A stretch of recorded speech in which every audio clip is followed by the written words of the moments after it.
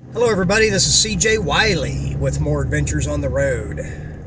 I'm going to take you back with one of my mentors to demonstrate some hustling techniques that are very powerful. I've had a few people contact me lately that wanted lessons on pool hustling, and I just want to be upfront.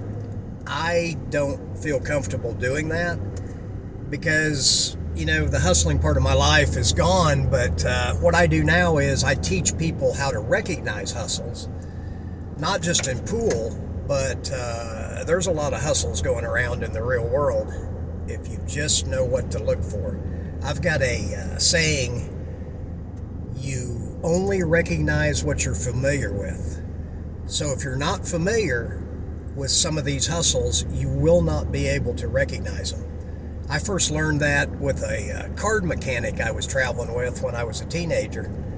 And he was one of the best tonk players and poker players in the country, but he was a mechanic and he did all different kinds of things. Well, we were in a bar, and I've told the full story before, but basically he marked these cards in our hotel room and switched them in at a store so that the next day when he went and played cards with these guys, he would tell them to go get new cards and they would get his cards down the street at the only store. That was pretty powerful how he did that, and I won't go into the details, but the main thing I learned there was I tried to find the mark on the card, and he told me up front, he said, you can't see it. And I said, well, I got great eyes. My pattern recognition's really good. I'm going to see this mark. And he laughed and he said, you can't see it. He said, if you don't know where it's at, you won't be able to see it.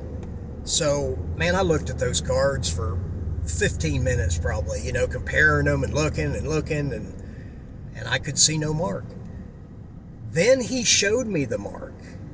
And from that point on, when he showed me a card, my eyes went right to the mark and I could see it as big as the card itself, it seemed like. That was a big lesson because the subconscious mind is powerful, and that's how magicians work, There's something that we call the Kansas City hustle. When they go right, you go left. And that's kind of a main theme. I use that with today's mainstream media. Whatever they say, if they say go right, I go left.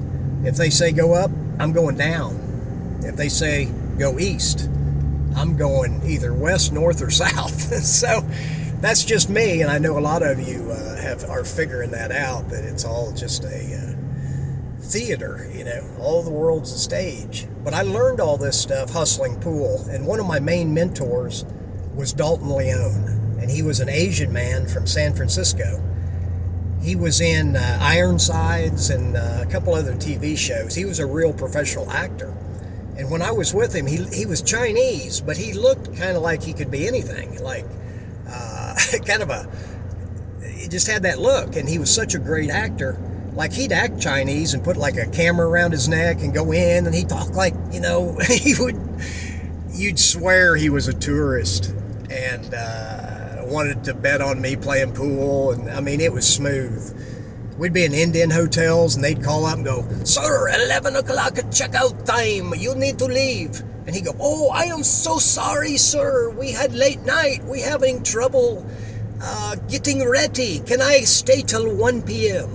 And the guy would say, yes, which if you stayed in those Patel hotels, they never let you stay late. And I remember I was with Omaha John one time in one of those hotels, and we got the daily double, which meant we checked in at 6, and back then you could stay till the next day. And so we ran out of towels because, we were showering twice, and John went out and asked one of those maids for an extra towel. And she says, you can't have extra towel. You make towels dirty. I not make towels dirty. Your problem, not my problem. But it made John a little irritated. But Dalton, he would have just matched him, and I guarantee he would have sweet-talked him into giving him all the towels. So that helps, and that's where I learned one of the hustling techniques that is the most powerful. and it's called the match, pace, and lead. And it's a rapport technique, but it's also a theme for hustling. So I'm telling you this so you can watch out for it, because this is how it works. First, you match the person in whatever they're doing, and that includes tonality. If they speak really slow and thoughtful, then you do the same. If they talk real fast, you match that. You match their body motions without being obvious about it. It's called mirroring. You're acting like you're a mirror. So you're matching them, then you're pacing them by moving the same speed, talking the same speed, using the same type terminology.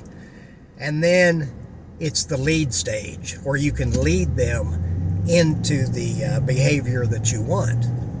So I'll give you a real life situation of what happened where I used that, and it literally changed my life and enabled me to become the number one pool player in the world for a while, and at least in the top 10 for I think 7 straight years pretty much.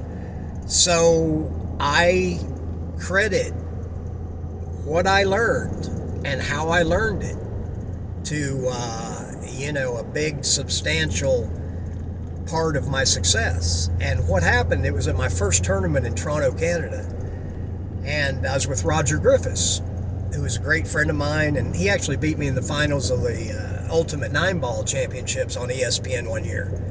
And if somebody was going to beat me, I was glad it was Roger, because he helped me in some key situations in life.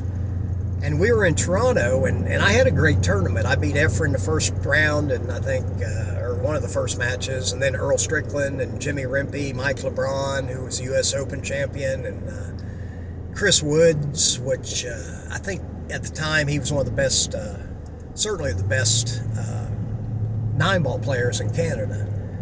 And I ended up 4th. But Roger had taken a lesson from this guy, and Roger told me about it. He said, man, you've got to learn what this guy has to teach. He said he can teach you to shoot straight out of the center of your chest, just like a pistol, just like you're throwing a dart, shooting a pistol. Everything, a basketball, it comes out of the center of your chest.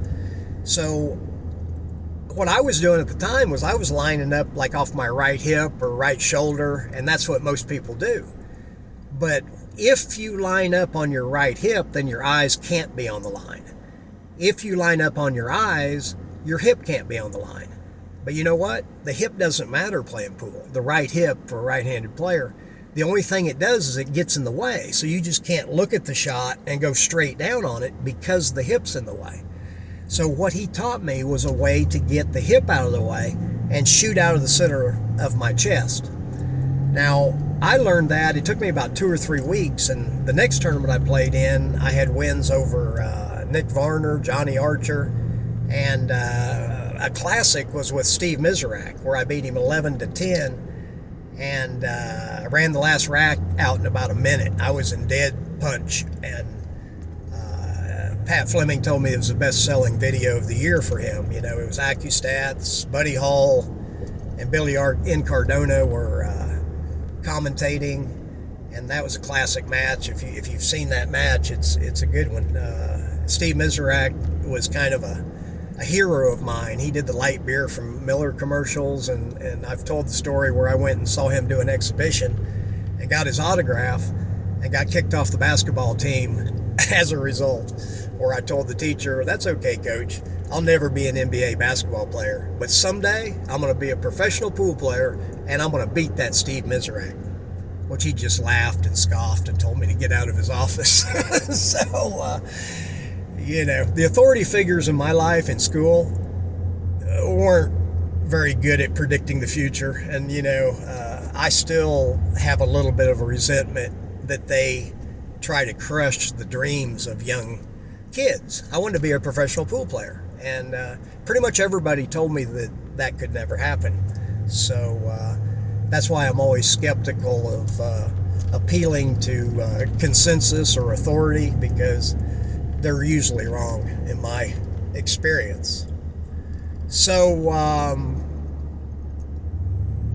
what happened in Toronto was I went up, first time I met the guy that taught Roger this technique, I went up and they were doing a lesson and I interrupted it. I didn't realize they were even doing a lesson, and I mean, I'm dressed real sharp and, beaming with confidence, and I was just excited to be at my first full-fledged professional tournament. So, I was, everybody has a different opinion of everybody else. So I'm sure a lot of people would have seen me as being cocky and or arrogant or something like that. But that actually wasn't the case. I was just excited. And, it's okay to be confident.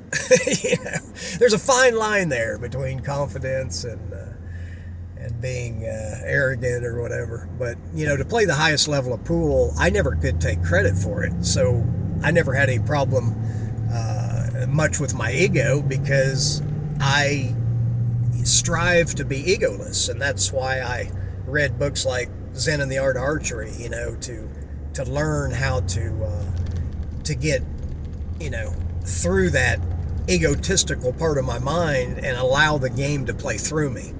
See, the game will never play through you if you're taking credit for it, because it's the game playing through you. So if that actually happens, you got to give the game credit. You can't really take the credit. I mean, you reap the rewards, but that's why I say the game is the teacher. The game is more than just balls on a table, in a perfect geometric situation and all the physics involved. I mean, it's like a microcosm for life. And I can draw bridges from the game of pool to many, many different things. So I interrupted their lesson, and the guy looked at me. He's kind of a big, gruff guy, and he looked at me like he wanted to hit me. So I recognized something was wrong, and Roger says, yeah. He says, we're doing a lesson. Can you give us a little time? And I was like, sure, no problem. So I went to the other side of the room, and I still kind of was admiring from afar, what was going on. And I could see that he was teaching Roger something that Roger was very, very interested in. So I went ahead and, went through my day and everything. But that night it started bothering me, because I knew that man had a gift for me. And if I was going to be able to receive that gift after that first impression, I was going to have to go to him. He wasn't coming to me. So I was going to have to match him, pace him, and then lead him into a positive behavior. You can't, I warn you that this can be used for hustling and negative things, but it can also be used for positive things, because you can, they use it like in therapy, where you can match somebody, pace them, and then lead them into a better behavior. So that's what I recommend you do, using these things yourself, but you can also be aware when somebody's doing it to you. So I made up my mind, so that when I saw the man the next day, I went up to him and I slowed my pace down.